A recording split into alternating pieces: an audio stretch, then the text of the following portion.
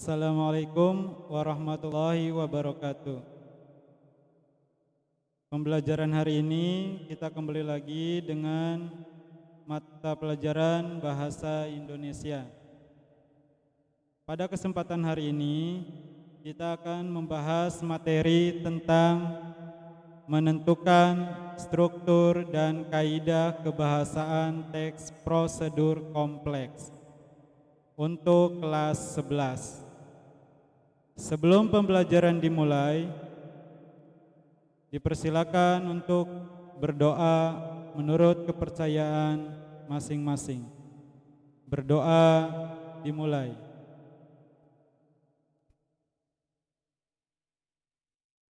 Berdoa selesai. Baik, langsung kita masuk ke materi, yaitu tentang struktur dan kaidah kebahasaan. Sebelum masuk ke materi ini, Bapak akan evaluasi materi yang kemarin, yaitu pada saat latihan awal membuat teks prosedur kompleks, yang mana dalam membuat teks prosedur kompleks bahwasanya harus memperhatikan struktur dan kaidah kebahasaan. Akan tetapi di dalam tugas yang anak-anak kumpulkan itu masih banyak kesalahan di dalam membuat teks prosedur kompleks. Maka dari itu, kesempatan hari ini Bapak akan jelaskan kembali tentang struktur dan kaidah kebahasaan di dalam teks prosedur kompleks.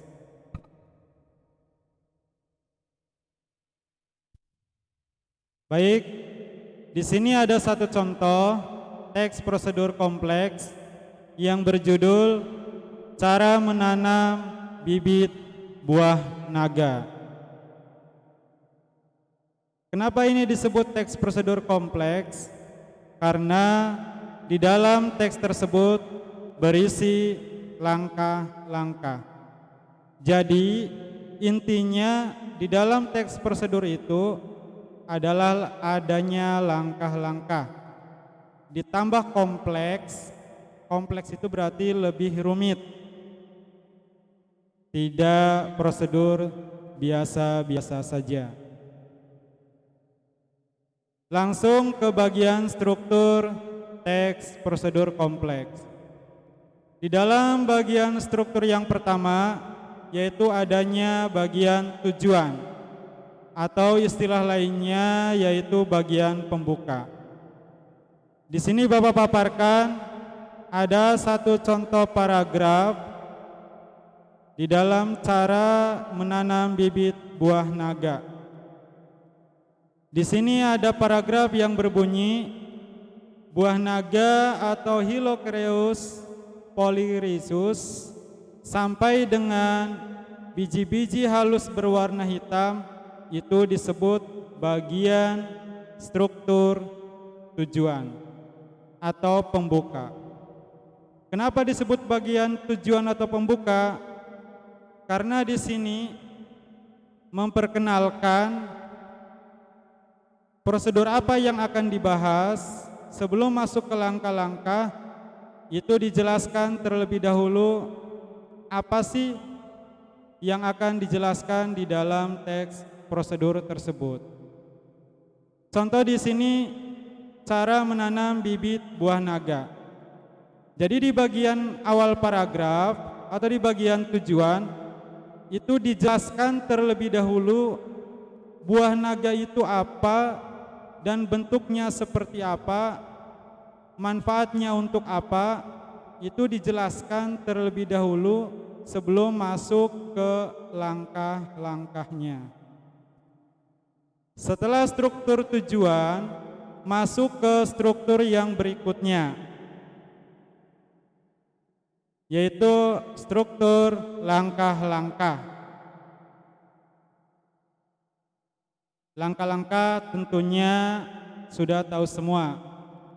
yang berisi biasanya adalah kalimat-kalimat perintah.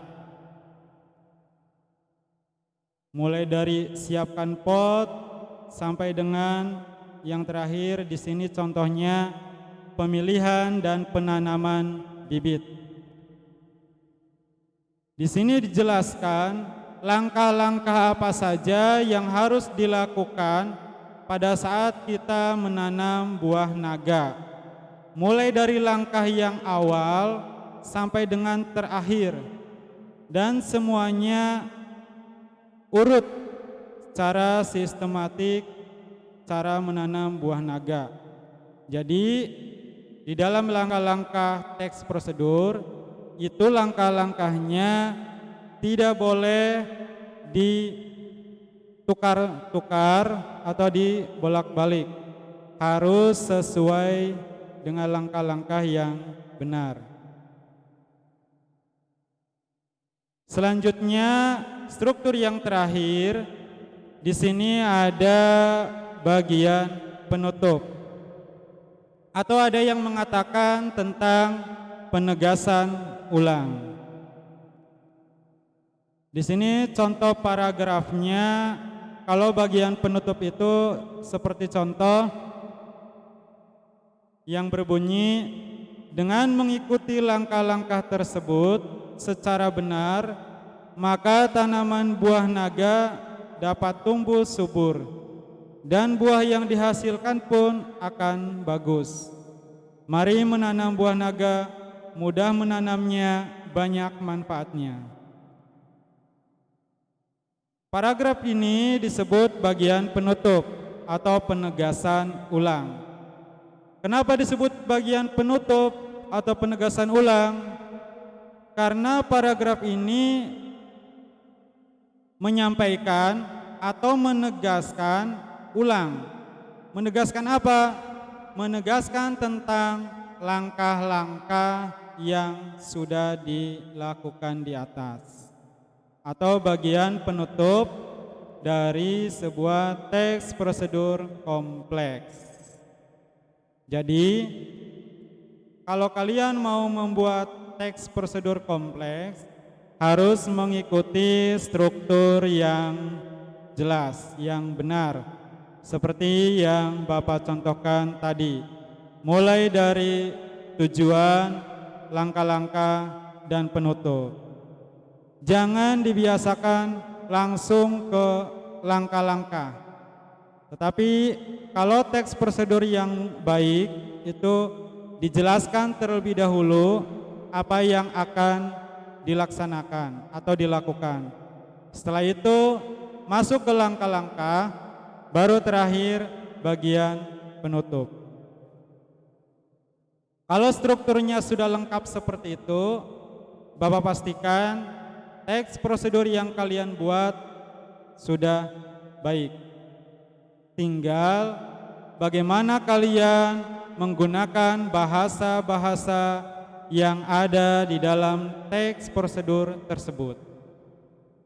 Baik, setelah struktur, supaya kalian merangkai kata dengan baik, Bapak akan berikan contoh-contoh yang ada di dalam kebahasaan teks prosedur. Di sini Bapak tuliskan ada 5 kebahasaan yang ada di dalam teks prosedur kompleks.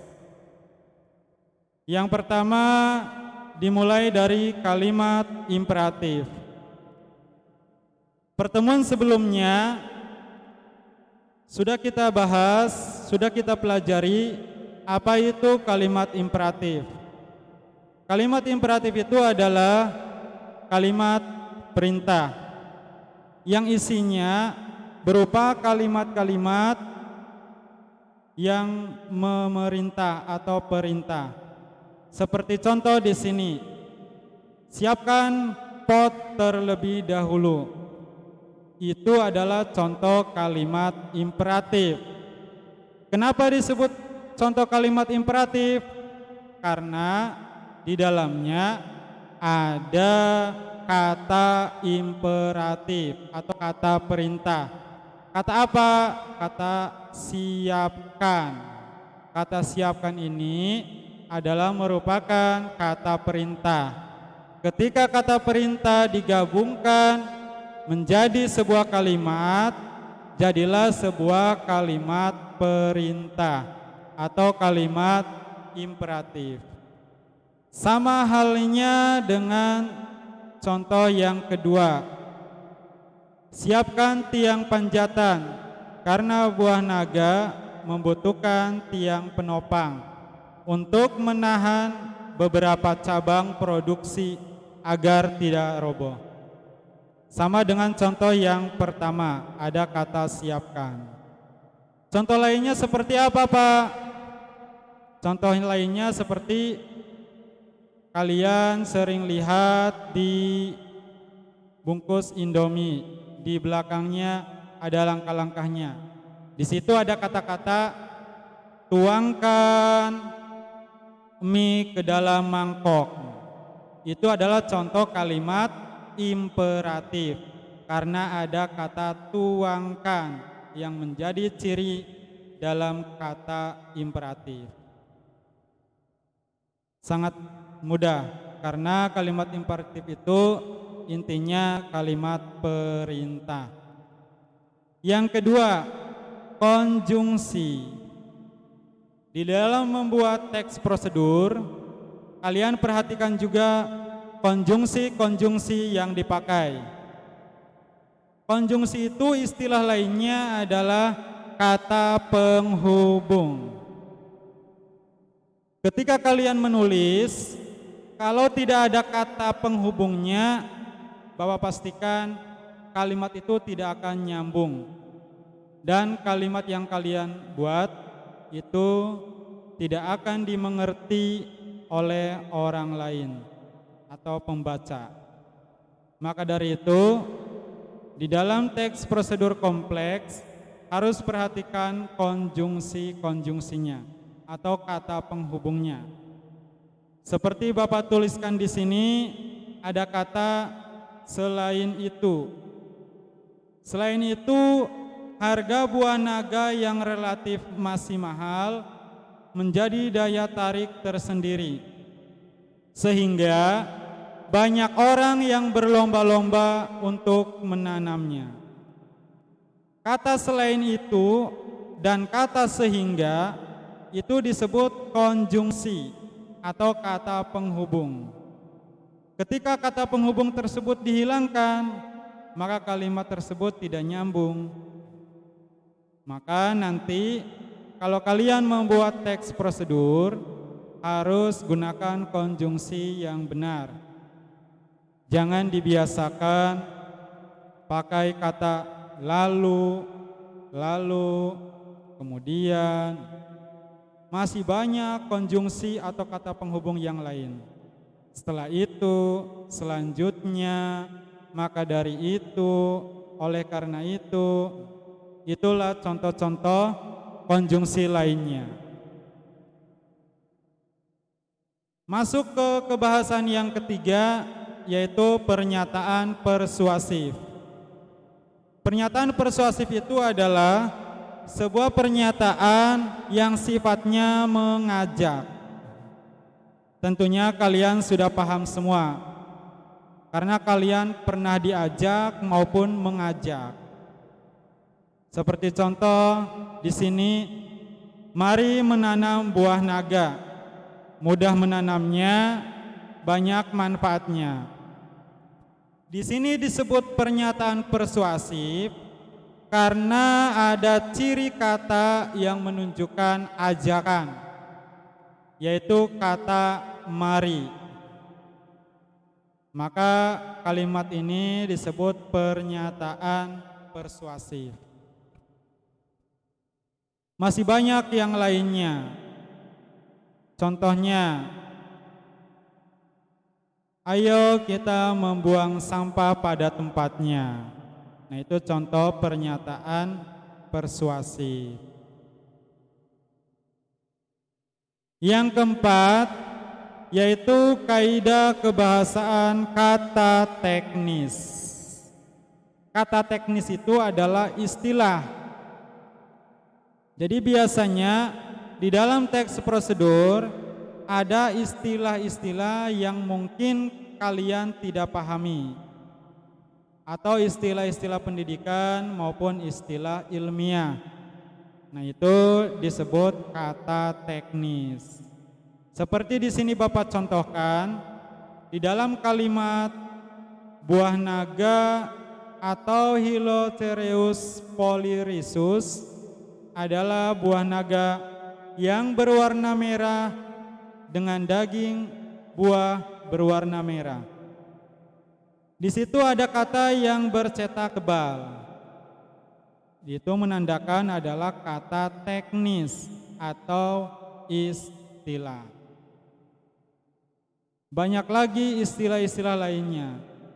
Jadi kata teknis atau istilah itu adalah sebuah kata yang mewakili arti yang sebenarnya.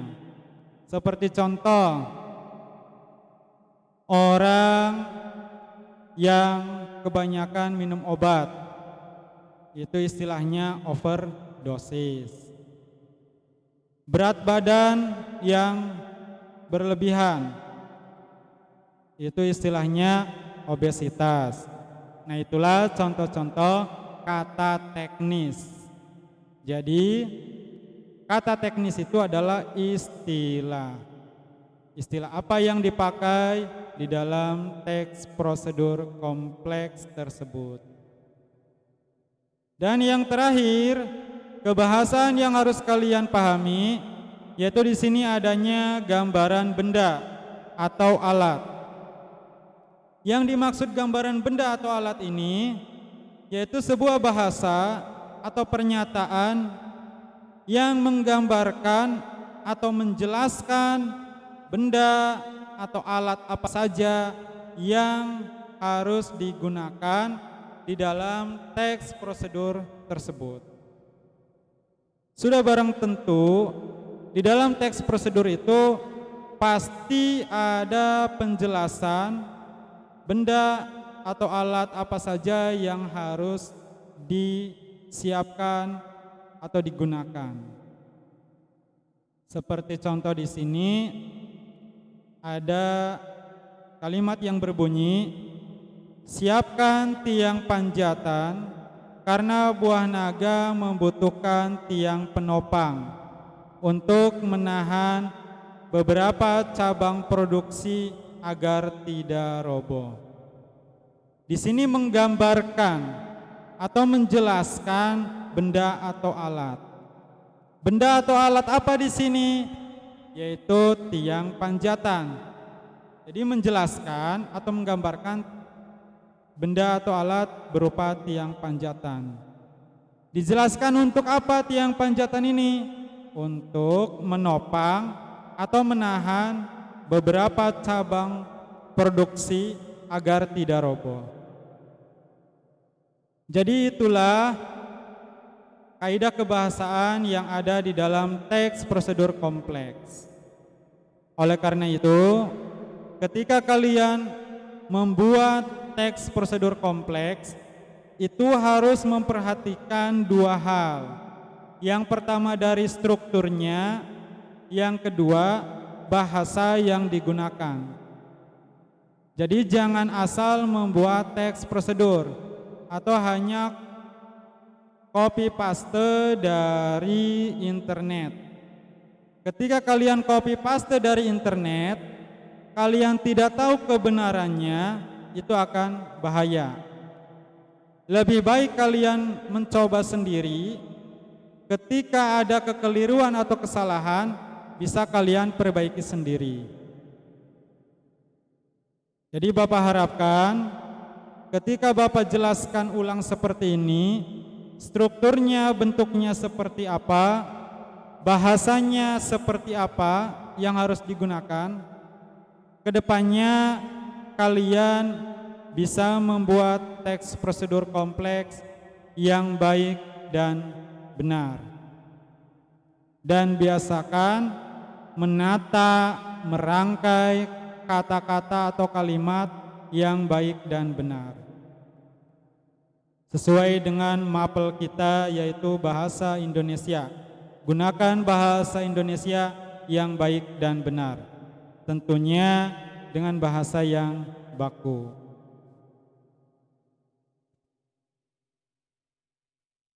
Oke, itu penjelasan tentang struktur dan kebahasaan.